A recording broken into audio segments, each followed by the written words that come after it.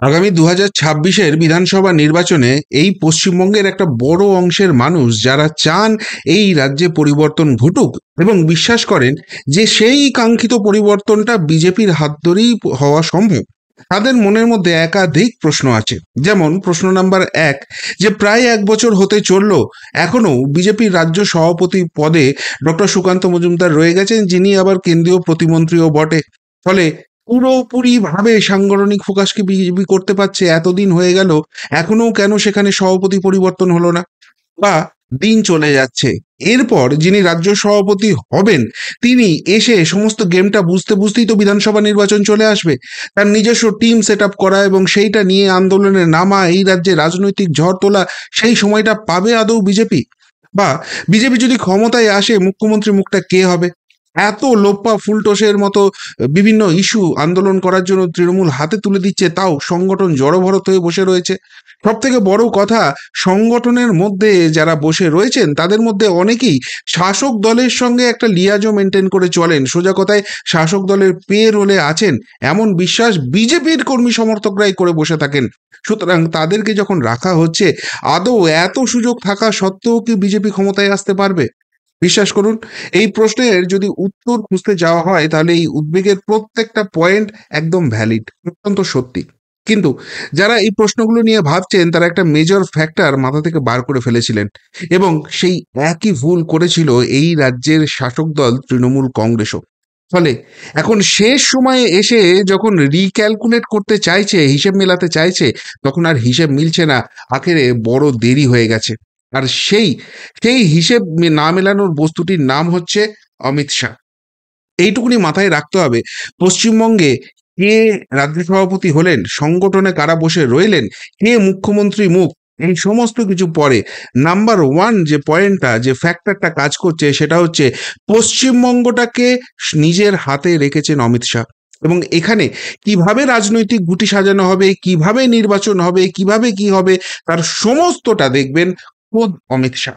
এবং সেটা এতদিন তলে তলে চলছিল, সেই জায়গাটা ধরতে পারেনি তৃণমূল কংগ্রেসও। এবং খুব স্বাভাবিকভাবেই যারা রাজনীতিটা আবেগের চোখে দেখেন, রাজনীতির ময়দানে নেমে দেখেন না, তাদের পক্ষে ধরা তো অসম্ভব ছিল। ফলে এই অমিত শাহ সম্বন্ধে অনেক অসুয়া বেরিয়ে এসেছে। আর সেই অমিত শাহ এবার পশ্চিমবঙ্গে আসছে, আর সেই সফর ঘিরেই কিন্তু সমস্ত অঙ্ক বদলে দেওয়ার স্পষ্ট ইঙ্গিত আসছে। আর সেটা যত স্পষ্ট হচ্ছে, তত ছটফটানি বাড়ছে শাসক দলের। কেন? দেখুন, এটা আমি যে খবরটা আপনাদের দেখাচ্ছি এখানে, সেটা হচ্ছে গতকালের খবর। গতকাল আমি একটা মিডিয়া রিপোর্ট দেখাচ্ছি, বেশিরভাগ মিডিয়া রিপোর্ট ইচ্ছা করে দেখাচ্ছি না। কিন্তু সেখানে কি বলা হচ্ছে, সভাপতি বাছাইয়ের আগেই বাতিল শাহের বঙ্গ সফর, সংগঠনে কি বড়সড় রদবদল। অর্থাৎ যদি এই মিডিয়া, বিশেষ করে যারা অনুপ্রাণিত মিডিয়া, তাদের গতকালের খবরটা দেখেন, তাহলে সেখানে একটা জিনিস খুব স্পষ্টভাবে ভাসিয়ে দেওয়া হচ্ছিল। সেটা হচ্ছে, বাংলা নিয়ে আশা ছাড়ছেন অমিত শাহ। বাংলায় আর কিছু হওয়ার নয়, সেটা তিনি বুঝে গেছেন। বাংলা নিয়ে চূড়ান্ত রকমের হতাশ, সেই জন্য তিনি বাংলায় আর আসতেই চাইছেন না। এর আগে তার একবার আসার কথা ছিল, কিন্তু সেটা ক্যান্সেল করে দেওয়া হয়েছিল। এখন কোনো রাজনৈতিক কর্মসূচি নেই, কোনো বড় অনুষ্ঠান নেই, কোনো রকম কোনো উৎসবের ব্যাপার নেই। কিন্তু তা সত্ত্বেও বিজেপি নেতৃত্বকে কথা দিয়েছিলেন অমিত শাহ আসবেন, কিন্তু শেষ মুহূর্তে তিনি সেটা ক্যান্সেল করে দিচ্ছেন। ফলে বিজেপির যারা কর্মী সমর্থক রয়েছেন, বিশেষ করে বিজেপির রাজ্য স্তরের যে নেতৃত্ব, যারা পরিবর্তনের জন্য দিন রাত পরিশ্রম করছেন, শুভেন্দু অধিকারীর মতো মানুষরা, তারা কিন্তু ভেঙে পড়ছেন। এবং এটা 26-এর যুদ্ধ শুরু হওয়ার আগেই বিজেপি যে শেষ হয়ে গেল, এই অমিত শাহের বঙ্গ সফর ক্যান্সেল নিয়ে, সেটা দেখেই স্পষ্ট হয়ে যাচ্ছে। এই ছিল খবরের মোটামুটি রূপরেখা। মানে আমি মোটা মোটা বললাম, বিভিন্ন হেডলাইন, খবরের ডিটেলস পড়লে এইটুকুনি দেখছেন যে অমিত শাহ যে পশ্চিমবঙ্গে আসছেন, সেটা মৌখিক একটা কথা শুভেন্দু অধিকারীদের বলে দিয়েছিলেন। কিন্তু তিনি নিজেও বুঝতে পারছেন যে পশ্চিমবঙ্গে এলে মুখটা পুড়বে, আর এখানে তো তৃণমূলের বিরুদ্ধে জেতা সম্ভব নয়, সেই জন্য তিনি আর আসছেন না। কিন্তু 24 ঘন্টাও গেল না, সেই খবরের হেডলাইনটা চেঞ্জ হয়ে ঠিক কি ধরনের হেডলাইন হতে শুরু করলো? বঙ্গ সফরে সাধুসঙ্গ, স্বামীজির জন্মভিটেই অভিনব কর্মসূচিতে অংশ নিতে পারেন শাহ, মুখে কুলুপ বিজেপির, বাড়ছে জল্পনা। অর্থাৎ এই যে অমিত শাহ বাংলা নিয়ে হতাশ হয়ে পড়েছেন, বাংলাতে আর কিছু হবে না সেটা তিনি বুঝে গেছেন, এই অ্যাঙ্গেল থেকে সরে আসতে 24টা ঘন্টাও সময় লাগলো না। শুধুমাত্র তাই নয়, অমিত শাহ শুধু বাংলায় আসছেনই না, বাংলাতে যে রাজনৈতিক ইকুয়েশনটা আছে সেটা চেঞ্জ করার জন্য একটা মোটা রকমের গাইডলাইন তিনি নিয়ে আসছেন, এবং তার একটা এক্সিকিউশন পার্ট তিনি নিজে করছেন। সেটাই মোটামুটি সব খবরের অ্যাঙ্গেল হয়ে গেছে। এই খবরে যেটা মোটামুটি বলেছে যে স্বামীজির যে জন্মভিটে রয়েছে সেখানে যাবেন অমিত শাহজি। কেননা সায়েন্স সিটি অডিটোরিয়ামে দলের কর্মী সমর্থকদের নিয়ে একটা তার প্রোগ্রাম করার কথা আছে। তারপর সারাদিনের ঠাসা কর্মসূচি, একাধিক বৈঠক টৈঠক রয়েছে, মিটিং করবেন দলীয় শীর্ষ নেতৃত্বের সঙ্গে, এবং তারপর একটা প্রোগ্রাম তার করার কথা রয়েছে যেটা হবে স্বামীজির জন্মভিটে।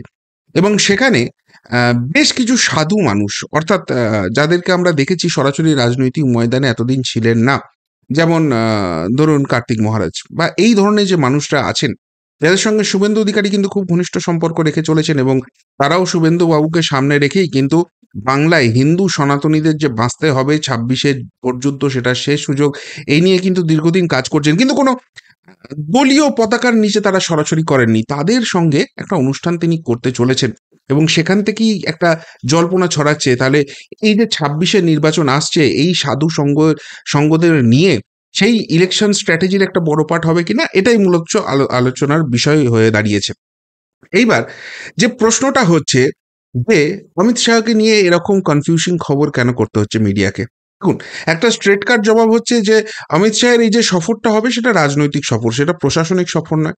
এবং সেই জায়গা থেকে অমিত শাহের যে দপ্তর রয়েছে স্বরাষ্ট্র মন্ত্রক, তিনি কোথাও ভিজিটে গেলে, কোনো রাজ্যে গেলে বা কোথাও গেলে সেখানে কিছু প্রোটোকল ফলো করা হয়, এবং সেই জন্য অফিসিয়াল কিছু অ্যানাউন্সমেন্ট থাকে।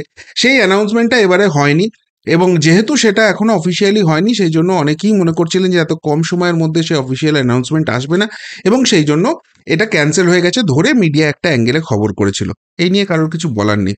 কিন্তু মিডিয়া যখন খবর করছে, বিশেষ করে অনুপ্রাণিত মিডিয়া, আমি এই শব্দটা কোট আনকোট ব্যবহার করছি, অনুপ্রাণিত শব্দটা খুব ইম্পর্ট্যান্ট এখানে, তারা কেন এই অ্যাঙ্গেলটা জুড়ে দিচ্ছে যে বাংলা নিয়ে অমিত শাহ হতাশ হয়ে পড়েছেন? কোথা থেকে খবর পেলেন তারা? বাংলা নিয়ে সমস্ত আশা ছেড়ে দিয়েছেন, কোথা থেকে পেলেন এই খবরটা? এবং বাংলায় পরিবর্তন হবে না, পরিবর্তন করতে চান না, এই যে অ্যাঙ্গেলগুলো জুড়ে দেওয়া হচ্ছে, এগুলো কোথা থেকে পেলেন তারা? আসলে এইটা হচ্ছে শাসকের গেম প্ল্যানের অঙ্গ। আপনারা জানেন যে বিজ্ঞাপনের মোহে এই রাজ্যের মিডিয়া ঠিক কিভাবে কাজ করে, যে কারণে আমাদের মতো ইউটিউবারদের এত পুলিশি অত্যাচার সহ্য করেও সাধারণ মানুষের কাছে সত্যি খবরটা পৌঁছে দেওয়ার জন্য এত লড়াই করতে হচ্ছে। আসলে মেন ঘটনা যেটা ঘটেছে সেটা হচ্ছে যে বাংলার সমস্ত কিছুটাই নিজের হাতে রেখেছেন অমিত শাহজি, এবং বাংলার 2026-এর লড়াইটা হচ্ছে তার প্রেস্টিজ ফাইট।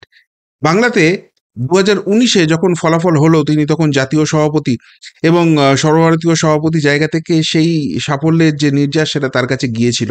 কিন্তু এরপর দুটো নির্বাচন তাকে কার্যত তো হয়। এই কারণেই 2021-এ যে টিমটা 2019-এ সাফল্য দিয়েছিল তাদের উপরই ভরসা করেছিলেন, এবং ভরসা করার পর দেখা গিয়েছিল যে তাদের অনেকেই সেটেলমেন্টে চলে গেছেন, এবং সেই সেটেলমেন্টের নমুনা কি ইদানিংকালেও আপনারা অনেক কিছু দেখতে পাচ্ছেন, যারা যারা ক্ষমতায় ছিল সেই সময় তখন কি ধরনের পিছন থেকে কলকাঠিটা নেড়েছিলেন।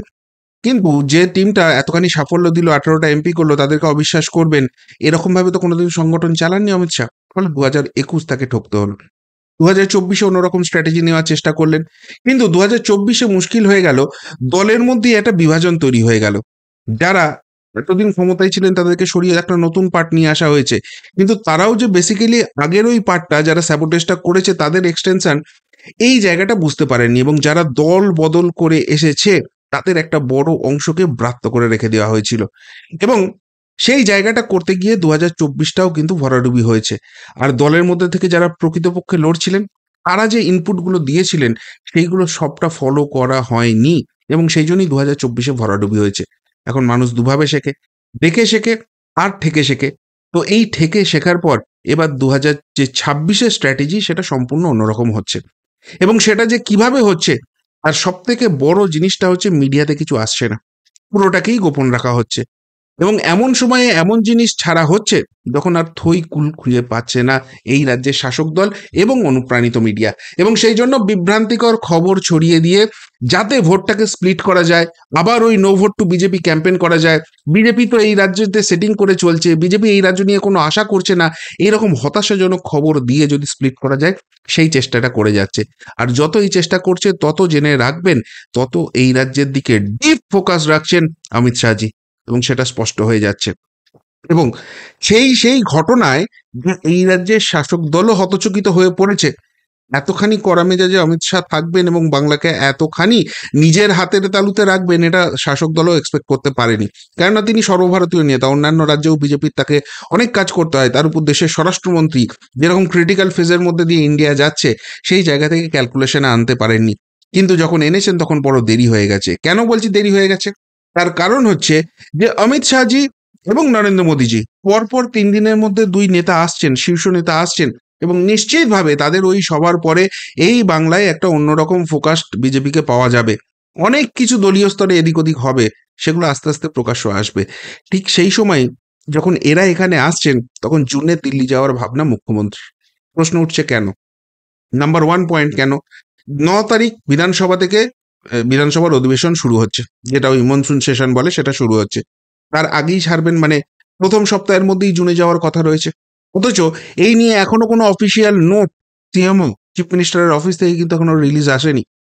2 নম্বর, কিছুদিন আগেই নীতি আয়োগের বৈঠক ছিল, সারা ভারতের সমস্ত মুখ্যমন্ত্রী সেখানে গেছেন, কে যাননি? মমতা বন্দ্যোপাধ্যায় যাননি। তাহলে এখন হঠাৎ করে কেন যেতে হচ্ছে? 3 নম্বর, বাংলায় রাজ্যপাল বদল হতে পারে এবং সেখানে যে নামটি শোনা যাচ্ছে সেই নামটিতে শেষ পর্যন্ত শিলমোহর পড়লে কপালে অশেষ দুঃখ আছে। ইতিমধ্যেই তিনি সুপ্রিম কোর্টের বিচারপতি হিসেবে এই রাজ্যের অনেক ফেরেববাজ নেতাকে নাকের জলে চোখের জলে করে ছেড়েছেন। সেই জায়গা থেকে কিছু ভাবনা চিন্তা আছে।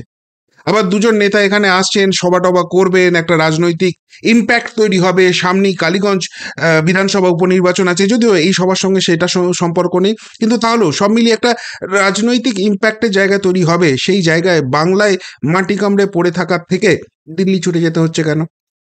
5 নম্বর কারণ, 100 দিনের কাজ, আবাস যোজনার টাকা, গ্রামীণ সড়ক যোজনার টাকা, অনেক বড় বড় কথা বলেছিল, নিয়ে আসতে পারেনি মমতা বন্দ্যোপাধ্যায়ের সরকার। 2026 আসছে, তার একটা বড় ইম্প্যাক্ট হতে চলেছে, সেই নিয়ে ঝড় তোলানোর জায়গা তো নীতি আয়োগের বৈঠক ছিল, সেখানে গেলেন না কেন? সব মিলিয়ে এই যে ঘেঁটে হয়ে আছে, এখানকার পরিস্থিতি যেভাবে চাপে ফেলে দিয়েছে, সেখান থেকে বেরোনোর কোনো রাস্তা পাচ্ছেন না। তাই বিজেপির 2 শীর্ষ নেতা যখন এখানে আসছেন তখন দিল্লি পালিয়ে যেতে হচ্ছে। দিল্লি কেন যাচ্ছেন, রাজনৈতিক কারণ কি, অফিসিয়াল রিজন কি, প্রধানমন্ত্রীর সঙ্গে হবে কিনা, কোন মন্ত্রীর সঙ্গে দেখা করবেন, কিছু জানানো হচ্ছে না, শুধু খবর ভাসিয়ে দেওয়া হচ্ছে জুনে দিল্লি চলে যাচ্ছেন, বিধানসভার অধিবেশন শুরু হবে, তার আগে তিনি সেরে ফেলতে চাইছেন। কি এমন দরকার হয়ে পড়লো যেখানে বাংলার মাটিতে দাঁড়িয়ে অমিত শাহ, নরেন্দ্র মোদী এদেরকে কাউন্টার করতে পারছেন না? আসলে এই যে অমিত শাহের সফরটা হচ্ছে সেটা কার্যত গেম চেঞ্জার হতে চলেছে। পশ্চিমবঙ্গে যারা বিজেপি মনোভাবাপন্ন এবং চান বিজেপির হাত ধরে 26-এ পরিবর্তন হোক, তাদের মনের মধ্যে অনেক ডাউট ছিল, কিন্তু নিশ্চিতভাবে অমিত শাহের এই সবার পর বিজেপি যেভাবে ফোকাসড হয়ে যেতে পারে সেখানে সেই ডাউট ক্লিয়ার হয়ে যাবে। এবং এই সমস্ত ঘটনার আইবি রিপোর্ট হয় না, নিশ্চিতভাবে আইবি রিপোর্ট হয়, সেটা যত পাচ্ছে ঘাসফুল শিবির তারা কিন্তু আতঙ্কিত হচ্ছে, এবং 26-এর লড়াই যে অন্যরকম হবে এবং সেই লড়াইটা সরাসরি ভার্সেস অমিত শাহ হবে, সেই ছবি স্পষ্ট হয়ে যাওয়ার পর আর কিন্তু চাপটা রাখতে পারছে না। কি বলবেন অমিত শাহের এই সফর নিয়ে, মিডিয়ার এই ধরনের স্পেকুলেশন জুড়ে দেওয়া নিয়ে, এবং অমিত শাহ বাংলা নিয়ে হতাশ হয়ে পড়েছেন, বাংলা নিয়ে আর কোনো আশা রাখছেন না, এরকম নেগেটিভ খবর করানো নিয়ে? যদি কিছু বলার থাকে অবশ্যই কমেন্ট বক্সে কমেন্ট করে জানাবেন। এখনকার মতো এখানেই শেষ করলাম, ফেরত আসছি নতুন প্রতিবেদন নিয়ে খুব তাড়াতাড়ি। ভালো থাকবেন, সাথে থাকবেন, পাশে থাকবেন। নমস্কার।